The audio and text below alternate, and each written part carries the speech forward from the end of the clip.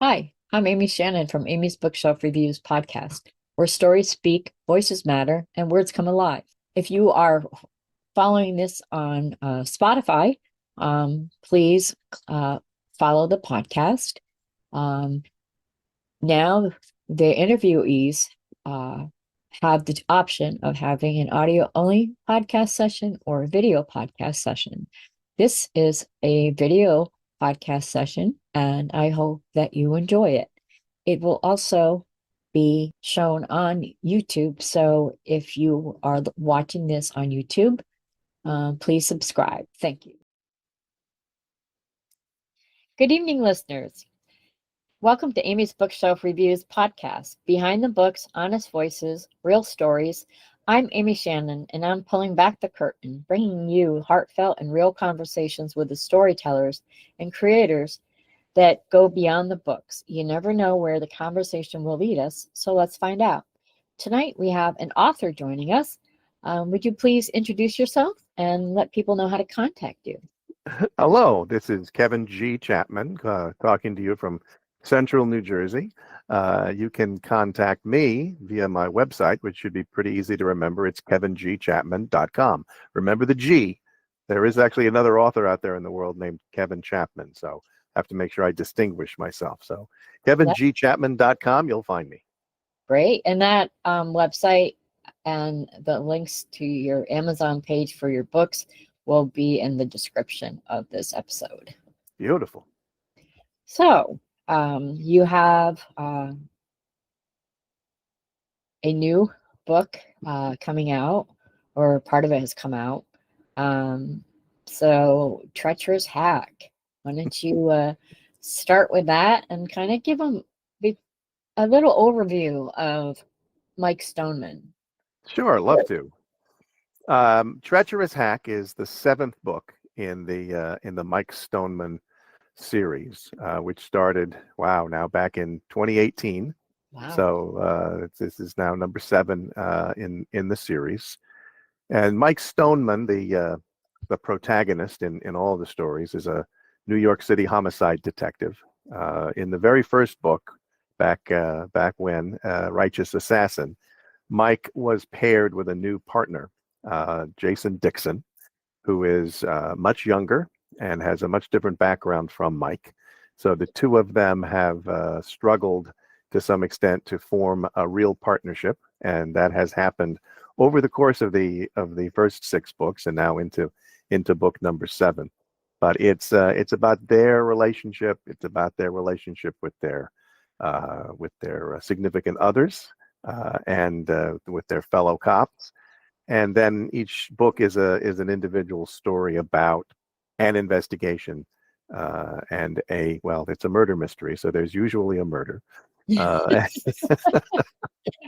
Well, that was what would make it. Yeah, I would say. Most of the time, homicide detectives tend to deal with murders, and so in Treacherous Hack, they have been asked to investigate what is a triple homicide. In the very beginning of the book, the reader sees what happens. There is a shop owner named Lou Palazzo. He is visited by three people, one of whom he knows from his former associations with an organized crime family in New York City, and two unknown to him Chinese nationals. And they want something from Lou. The reader doesn't know what exactly it is. Lou is not interested in giving it up, and when the Chinese agents pull their guns, Lou pulls his own shotgun from behind his counter, and at the end of the scene, the two Chinese men are dead, and so is Lou. And one other gentleman who we don't yet really know after chapter one walks away, and the question is, what the heck just happened? What was it that these guys were after? And how is this all going to play out in the lives of Mike and Jason and Rachel and Michelle? So that's your setup. You've got a triple homicide, and the rest of the story is all about what was it that they were looking for. And from the title Treacherous Hack, what they were looking for is a file of hacked data. that turns out to be in the possession of, or was in the possession of, two college students at New York University who came into possession of this hacked file through a set of circumstances, and everyone's looking for this file. So it's a bit of a treasure hunt, trying to figure out what happened to the file, what did Lou do with it. The boys have some clues as to its potential whereabouts. The mobsters are trying to follow the boys and trying to find this file, which is very valuable. And the police are trying to figure out how to solve the mystery and the murders without really understanding what the heck it was that these Chinese guys were looking for, although it's clear they were looking for something. So Right. it's a very intricate murder mystery, but also a mystery about what happened to the file that culminates ultimately in, well, I won't spoil what happens at the end, but it's a lot of interesting relationships. The one of the things about this book is everyone is hiding something. Every witness, every character in the story has information that they are not sharing with other people, including the cops. And so deception and withholding the truth is a central theme in what causes the events to unfold the way that they unfold.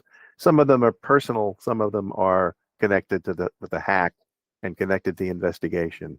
But what a tangled web we weave. It's an old trope, but Yep. it's certainly at work in this story. That is, yeah. I mean, I've read it, so I really enjoyed it. I listened to the audiobook, so it's yeah, definitely. It does not disappoint. That is for sure. So, this is your seventh book writing about Mike and Jason, and I got that name right? Yep, Jason. Okay. Wanted to make sure. Um, Sometimes I read so much, I just wanted to make sure that it was correct. But I was wondering how, like, when you wrote your first book, what inspired the Mike Stoneman? What inspired him? Well, Mike actually came out of a short story. Back in 2012, I was deeply involved in writing the Great American Novel, which which I published in 2016. It's called A Legacy of One, and it has nothing to do with murders or mysteries or cops. It's a political drama, and I had to get that out of my system as a writer. So you have to write the Great American Novel one time. But while I was in the middle of doing that, I'm a lawyer by trade, and the Association of Lawyers in the state of New Jersey, in-house counsel lawyers, which is what I am, they had a writing competition. And they said the rules were you had to write about crime or law. And I don't really want to write about law. I do law every day at work. But I thought, oh, what if I write a story about crime? So I put together this short story, which eventually came to be known as Fool Me Twice. That short story is now available. You can get it free on my website. It's a freebie for all my potential readers. Well, I think Um, I'm gonna check that one out. it is right there on the front page of my website. You can download it for free in the audio or the ebook. Um, but I had this idea and I put together this short story, and the key character was Mike Stoneman, the homicide detective. Funny story about the short story is that I wrote the short story and it was 8,000 words about. And then about 2 months after they announced that this short story competition was going to happen, the organizers put out an addendum and said, "Oh, by the way, 5,000 words is the limit." So there I was with an 8,000 word short story that I had to edit down to 5,000 words, Oh boy. which was an interesting exercise in editing, trying to figure out what to cut and Yeah. how to make it shorter. But I got it down to 5,000 words, and it ended up winning the short story competition. Cool. But that was the genesis of this character, Mike Stoneman. So then, after I finished publishing A Legacy of One, I decided I really wanted to do something a little more fun, Yeah. a little more marketable, because frankly, serious literary fiction is not something that you're going to get a lot of sales on, Right. unless you're a famous person and you Right. already have a million followers on whatever Yeah. your social media is. Um, so then I decided I wanted to go back to that Mike Stoneman character because he was very interesting. And then I took that character and then I blew it up into a whole novel, and that became Righteous Assassin. And it was in that story that I paired Mike with his new partner, and it was that relationship between Mike and Jason, which is very tense in Righteous Assassin, that became the glue for the series, and that has really been a lot of fun to sort of figure out what that relationship is, how that relationship is developing, and what's happening, and how they interact with each other. And I'm planning to do 10 books. Number 8 is in production now. 2 more after that will get me to 10. I think that's probably the end of the Mike Stoneman, Jason Dixon story arc. And we'll see what happens after that. Yeah, you never know. My first book I wrote, then I wrote a prequel and then a sequel to it. And I'm like, okay, that's done. But I wrote a couple years ago, I finished the series with volume 67. And I'm in the process of getting them all published between December and July, every Monday and Friday, because I want to get them out there. I don't uh, just I just need to get them out there. I would think so. And I actually learned from one of the authors that I interviewed. He's an international best-selling author, and he told me he never promotes his own books. And he said that a lot of people have told him, like fans and stuff, that they his books caught their eye. They weren't looking for it. They maybe they never heard from him, but it caught his eye. So he kind of does like a creamy white with red letters. And I thought, well, you know what? I need to do something like that. So I recreated all the covers and I made sure all the title was in red. So it does stand out. And so far it seems from what I've had published already, it seems to be working. I'm getting more reads than I ever had when I had it just kind of out there because I promote when I can, but I'm more about, promoting and helping other authors. Um, and I enjoy it. So, and I enjoy reading all of your stories. You're up there with my favorite authors. So, All right, thank you. Well, I have don't favorite ever authors.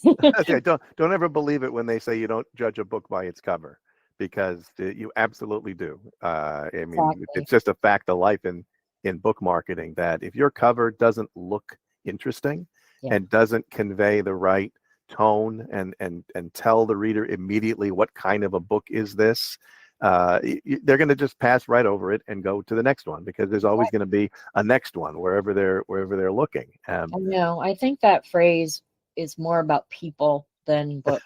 It really is. Don't judge a book by its cover. I've seen in doing self-publishing, and I've seen a lot of authors, they use the standard templates that some of the like Amazon or whatever um, for the covers. And when you use a template, and there's nothing wrong with it, but then you have other authors using the same template. So it's like you look at it and you're like, wait a minute. And then you're looking and it's a different title. And you assume it's the same author because a lot of times people or books in the same series will at least have something um, that's consistent throughout the series on their cover. Sometimes it's the same one, sometimes it's just a version of something. Your cover actually is really good. So Thank you. I certainly appreciate that. it's I wanted to yeah, give I wanted to give a shout out actually to my cover designer, who is it's just fabulous. I hooked up with him early on in the process. His name is Peter. He has a company in the UK called Bespoke Book Covers. You can find them at bespokebookcovers.com. Surprise. And when I first did the first one, when I did Righteous Assassin, I found him, and I really don't even remember how. I think I got a recommendation. But he does just amazing work, and it's not every book is consistent with every other book, but each one is a unique thing. Let me see if I can make this work. I don't know if this will work on your podcast, but I'm going to try to share my screen here. This is a little banner. Those are the first four books in the Mike Stoneman series: yeah. Righteous Assassin, Deadly Enterprise, Lethal Voyage, Fatal Infraction, and they were all different, very different. They're Except not cookie cutters, but they have a similarity in style and font and organization. So they're all obviously my books. yes, yes. And yeah, your name stands out no matter which color it is. Yeah, And and yeah, then if you look the at next, the text, you could see, well, it looks like cracks or lines or something, but that yeah, there's like texture to it. Yeah, yeah, it's a lot of fun working with him. He and I have gone back and forth for every book cover. There are six or seven iterations of the cover design. We start off with one thing, we end up with something very different. But he works with me through draft after draft after draft until we get it right. that's good. He's just terrific, and that really makes a big difference in having a series now, not just the series in the Mike Stoneman, but the other books that are not part of the Mike Stoneman series. When I go to a book fair or whatever, and I have all my books out on display, you can really tell they're all mine, Yeah, but they're all a little different. yeah. And I think that really helps sort of brand me. And they look great when they're on the shelves in the bookstores too. Oh, yeah. I I know, get a huge kick out of seeing my books on the shelves in the bookstore. and that's something too that some authors don't think about is, this the spine of, just standing out, the color or whatever the color of the text is, and make sure it stands out, because if it's on a bookshelf, most of the time it's the spine out. I mean, Hmm. I do know, like, some bookstores, they have where it's kind of like the front cover is displayed, um, but really it's like you're looking at the spine, and when something, it's like looking over. Uh, you have all these books with, they have a black spine, but then you find one that has a red spine. Which one are you going to pick? Something that stands out and it's like catches your attention. So, and your covers definitely, it's like, when I see it, I'm like, huh, yeah, that's his. Whether it had your name on it or not, you just kind of know. And I think that's something that's very important. And like I said, a lot of people don't think about that, of, how it looks. And if you were writing, like, say, for a children's book, you want some bright, vivid colors that attract the children. So Yep. it's just, whatever your genre is. And sometimes it can be too dark, sometimes it's too light. So it's finding that. And also taking your story and putting it in a picture on your cover. And I love that. The cover was awesome. So when I created the graphic, I was like, okay, what do I got to do here? But yeah, it was. Yeah, funny Yeah, story about you talk about spines on books. yeah, The uh for one of my books, it was actually book 6 in the series, Double Takedown, Uh-huh. we got all the way done with the book. It was finished. The cover design was finished. I was actually printing the early reviewer copies Yeah. of the book, and I got the early reviewer copies, and I put them out on the bookshelf. And my wife walked downstairs and saw the books on the bookshelf, and she said, "Why is the title misspelled?" I said, "What are you talking about?" And so I looked at it, and yeah, somehow in the process of the printing, the I the remember that. the cover image. I mean, the cover image was perfect. The Yeah. back cover was perfect. Everything was fine, except that on the spine, the word "take" was spelled Taek, or Yes. instead of I Cake. And I didn't notice it. The cover designer didn't notice it. Somehow it just kind of slipped through the cracks. Of course, I obviously my remember cover that. designer fixed it. Yeah, I remember that. And I told you that it was misspelled, and you're like, I know, and it's getting fixed. Matter of fact, I think you have one of those. Like, Yeah. there's only about a dozen copies in the world that had the typo on the spine. I think you own one of them.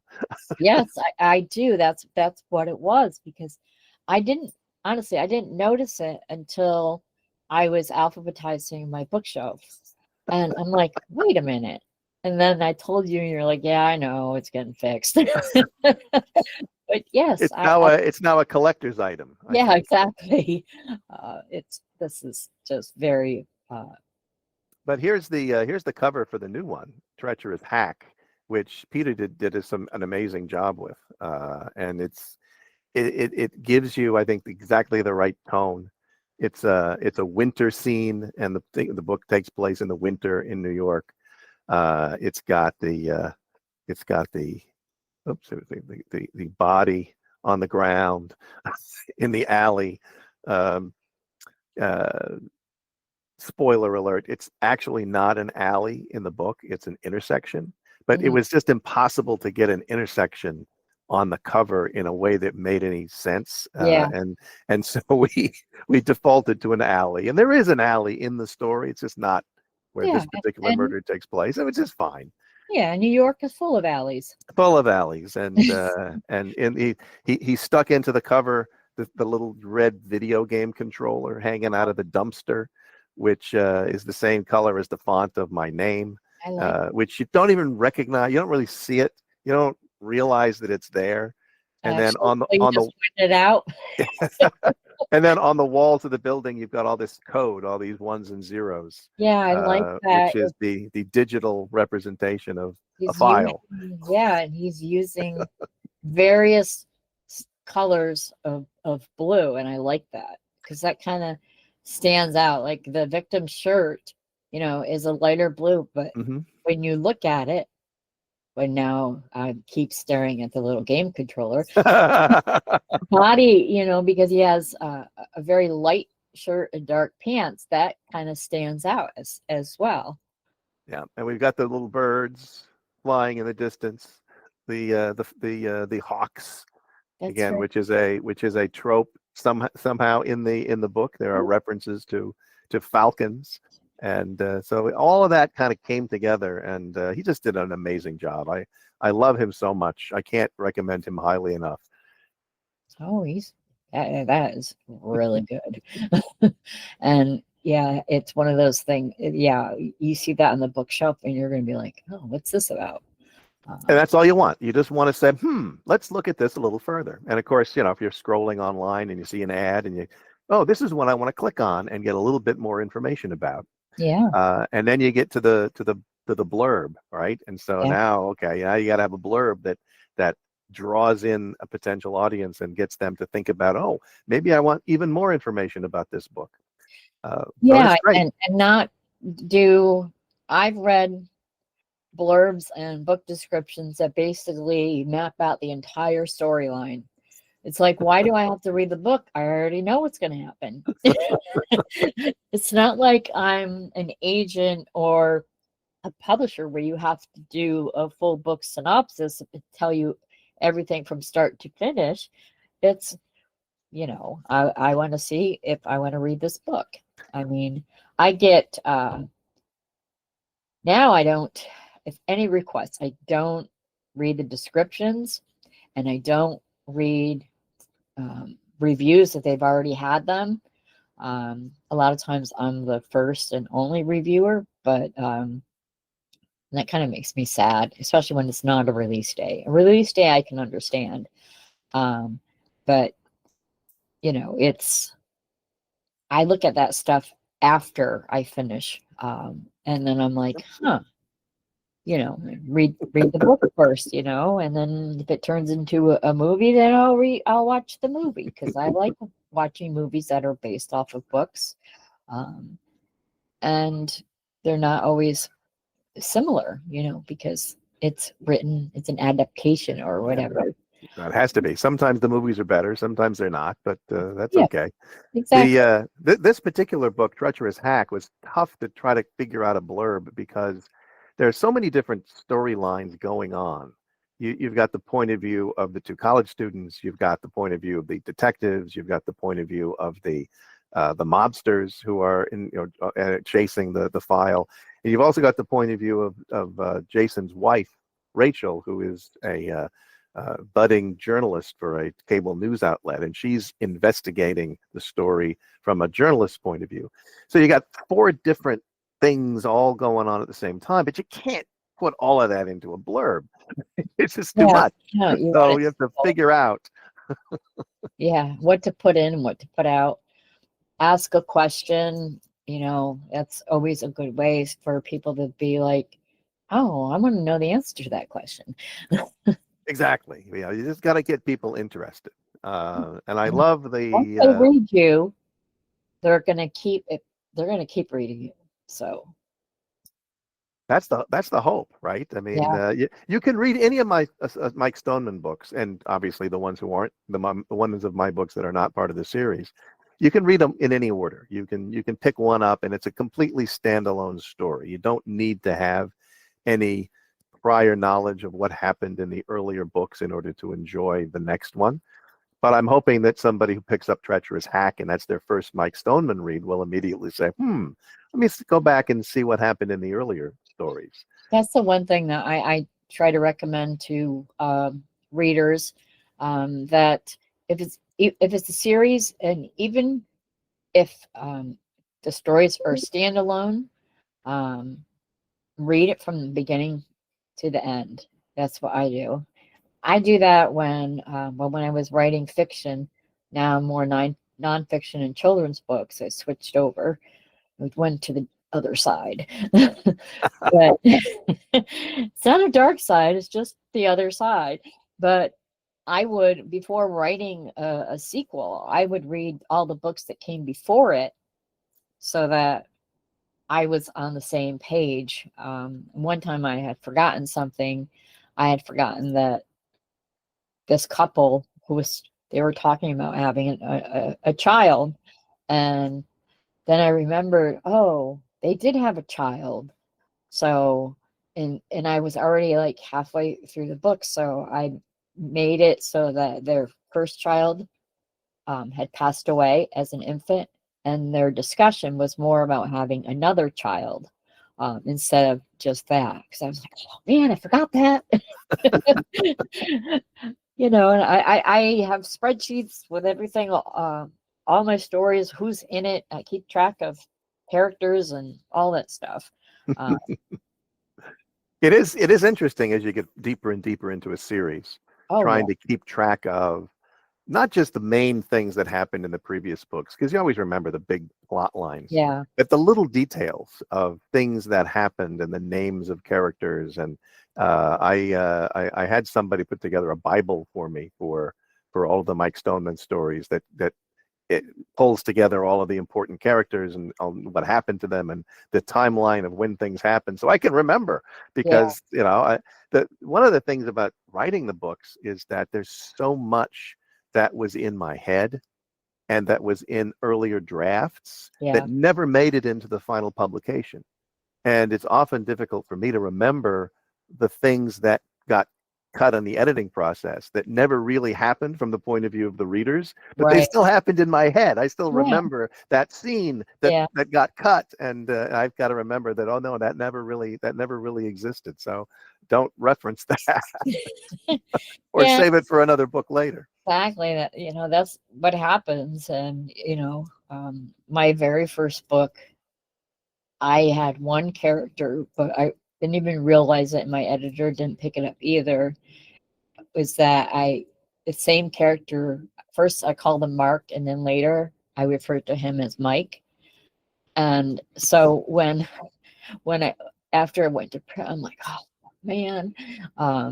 But since then, I have reprinted that story several times, and but the sequel to it, I wanted to kind of fix it in a way that I created two characters, Mike and Mark, and they were twins. So that way, um, you know, it could be, they weren't, obviously it was one person, but I made it so it was like two people. And then when I redid the first book, then yeah, it was definitely two people. But that mistake actually made made me create two characters that have gone through a lot of stuff, because my saga, I should say, is it surrounds residents of a fictional town. So there's a lot of characters, and I mean, I use major and some are minor, or they'll just be mentioned in passing because you can't write about every. I had like 50 characters that are important, and you can't write a story for each one of them in one book. So then I would focus on other characters and things like that. So 60 each time I would be like, okay, this is my last one. And then Sure. finally I'm like, okay, I hit 67. I'm like, okay, this is it. I have other stuff that I want to do. So I'm doing nonfiction, historical, local history, and children's books. So I am enjoying that. Um, but so by the time this airs, your audiobook and your digital book and your print book will have already been published. So I will have the link to your Amazon page and also your website in this description. Great. People And can go to my website and order directly from me, which is always great. I will fill those orders myself. If you want a print book, I'm happy to provide autographed copies. like, But it's also nice if you order them directly from bookshops. I'm a big proponent of using bookshop.org to find your local bookstore that can fulfill an order, and supporting local bookstores is so important. yes, So if you want a hard copy, get it from me, get it from your local bookstore. Those are the best places to go. And the audiobook will be available directly from me, also from whatever other audiobook subscriptions you may have, or audiobook retailers that you use. But wherever you're most comfortable finding them, go find them. But start on my website, always a good place. yes. And when you finish reading it, write a review. Oh, please, yes. You know what? And I will tell people all the time, write an honest review. Yeah. I'm not looking for just 5-star reviews from people who love the book. I mean, obviously those are great, but if there was something about the book that you didn't like, say so. Tell other readers about something that you found that it wasn't what you were expecting, or something that you didn't like, because that helps other readers read those reviews and decide whether they want to read or not read. I never want somebody to read one of my books and be surprised or disappointed by what they get. I've had a few of those. Yeah. Sometimes it's confusing to me. One of my books was set on a cruise ship. It's called Lethal Voyage. It's on the cover of the book. There's a knife blade coming down from the top of the book with a blood dropping off of the knife. And the book blurb talks about how there's not just one but multiple murders that take place. And I had somebody write a review and say, I didn't expect it to be so violent. Really? I don't know what I could have done. I really don't know what else I could have done to Yeah. impart to you, the potential reader, that yeah, there's going to be some bloodshed in this story, and if that's something that offends you, please don't read my book because you're not going to like it. Yeah. So but reviews can help that. You write a review and you point something out, and if some other reader says, oh well, that's not something that I really care for, so I'm not going to read this book, that's fine. Don't read the book if you're not going to love it. Right. And some just, you know, they'll read a review, and whether, even if it's completely negative or partially negative, I think even if a review should be written in a way that even if they feel negative about it, not have it be like bashing the author. Um, but also, we can learn from what other people say, and we might say, "Oh, well, that kind of stuff doesn't bother me," or "The more violence, the better." Exactly. So So yeah, yes, please write reviews because it really does help. It helps me. It helps other authors. It helps other potential readers. I'll say one thing. I just Righteous Assassin just got its 1,000th review on Amazon. So wow, I'm like, yay, congratulations! 1,000 Yeah, reviews.